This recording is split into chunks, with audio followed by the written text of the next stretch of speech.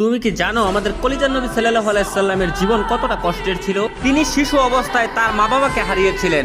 মানুষ তাকে এতিম বলে গালি দিত, তার পবিত্র গালে থাপ্পড় মারত।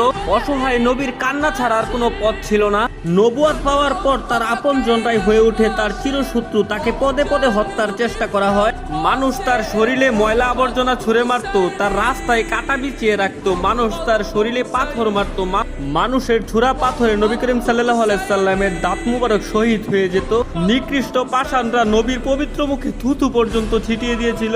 নবী করিম সাল্লাল্লাহু আলাইহি সাল্লামের কষ্টের দহন আরো বাড়লো যখন তার শিশুকালে কলিজার 3 পুত্র সন্তান ইন্তেকাল করেছিল। আবার কলিজার নবীর ঘরে চুলাও জ্বলতো না। ঈদের দিনও তিনি না খেয়ে ঈদগাহে যেতেন। ইসলামের জন্য আমার নবী 3 বছর গাছের পাতা খেয়ে বেঁচেছিলেন। এত কষ্টের মাঝে থেকেও আমাদের কলিজার নবী আমাদের জন্যই শুধু কেঁদেছেন। আমার এই অসহায় নবীকে যদি ভালোবাসো তাহলে কমেন্টে লেখো আই লাভ মুহাম্মদ এবং